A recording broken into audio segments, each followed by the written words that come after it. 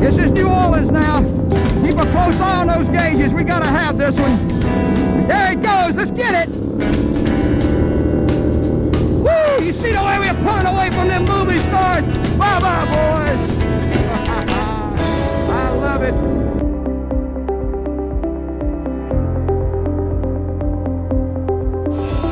Boat rallies, known as poker runs, are popular events for high-performance boat enthusiasts. While not officially a race, most people would be hard-pressed to discern the difference once the fleet takes off for the first checkpoint.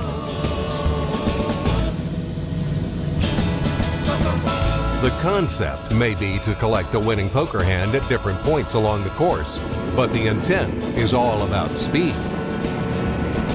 Fountain was one of the first manufacturers to design and build boats specifically to run in these events. He became one of the sport's biggest supporters, sponsoring the efforts of poker run promoters around the country. Reggie helped me create this next level of poker runs with his massive promotions. When I grow up, I want to be just like Reggie. High-performance catamarans are considered faster boats than V-bottoms due to their twin-hull design, allowing them to travel higher in the water, supported by a cushion of air that collects between the sponsons. While this may have been true in relation to the average V-bottom running against a cat, Reggie knew he could change this conventional perception. The V-bottom continued to grow in popularity, gaining worldwide acclaim in all the major marine publications of the day. Throughout the 80s, business flourished under Reggie's hands-on management style and revolutionary hull designs of his boats. And it wasn't long before he realized the need to expand his manufacturing operation. With a small business loan from the North Carolina Department of Agriculture, Reggie purchased 15 acres of land on the banks of the Pamlico River, just down the road from the Fountain shop. Here, he would build the first 10,000 square foot building on the property. Reggie saw the upward growth in sales as being closely related to the superior performance of his boats and his promotional efforts. He was now ready to expand Fountain's marketing campaign to an even larger scale. Racing. Reggie not only was a boat racer, but he was also a businessman and he was a marketer. He was kind of the P.T. Barnum, if you will, of the boat racing scene. One of the first boats we built for racing was named Heartbeat. It was a 33-footer that we built for our leading dealer, Art Lilly. He raced that boat all summer, and by the time the summer was over, the magazines were saying he had won more races than anybody else in stock class, and they were proclaiming him to be the one.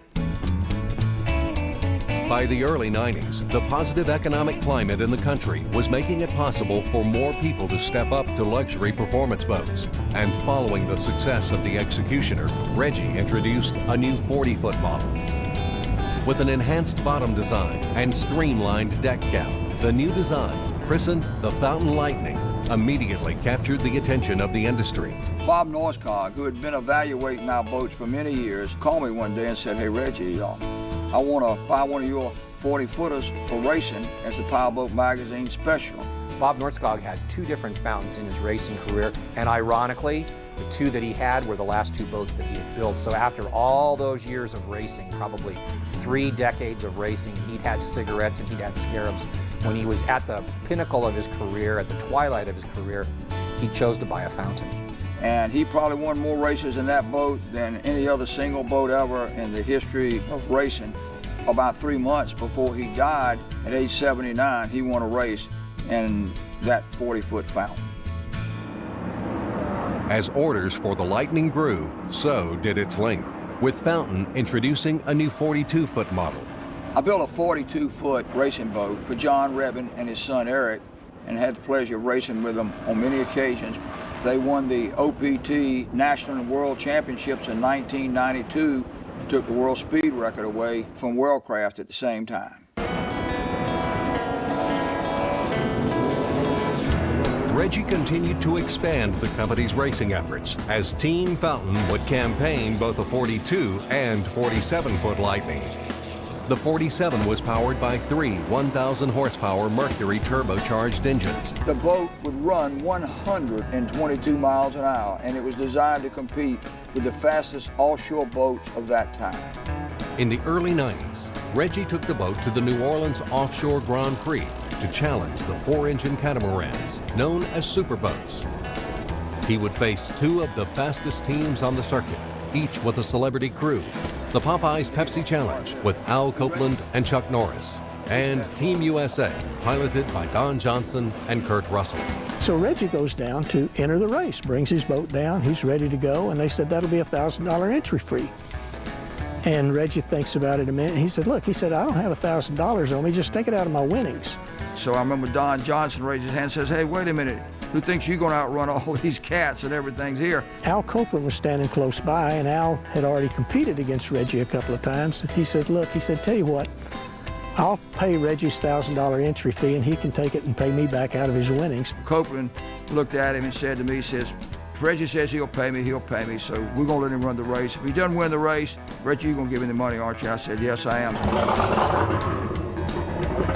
If there were any lingering doubts among the competitors of Reggie's ability to win, they were quickly dispelled once the race started. This is New Orleans now. Keep a close eye on those gauges. We gotta have this one. There it goes. Let's get it. Woo! You see the way we're pulling away from them movie stars? Bye-bye, boys. I love it. I had a boat called the Cat Killer that we set up as a full-fledged racing V-bottom, and we took it down there and gave a real fair representation of the V-bottoms against the Cats.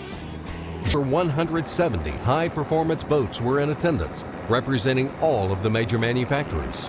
The order of the day was speed, and the large cats were out in force, strutting their twin-engine craft, pushing upwards of 3,000 horsepower. We hear about all these fast boats, but wherever we go, we don't usually find them.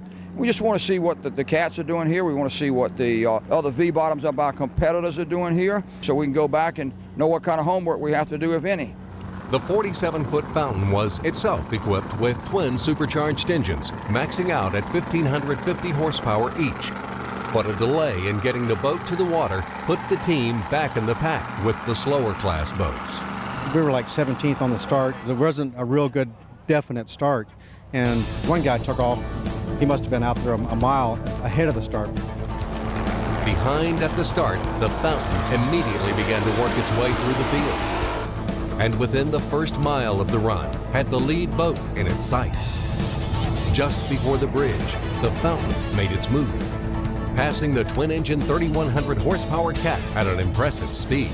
I was up in the air in a helicopter, and one thing we tried to do, when we got so far ahead, I'd slow them down because all the other guys give up. We wanted them to max their stuff out and break it. I saw him in the rearview mirror, and I knew we had a ways to go, so we pulled back so he could catch up with us because we wanted to film us pulling away from him.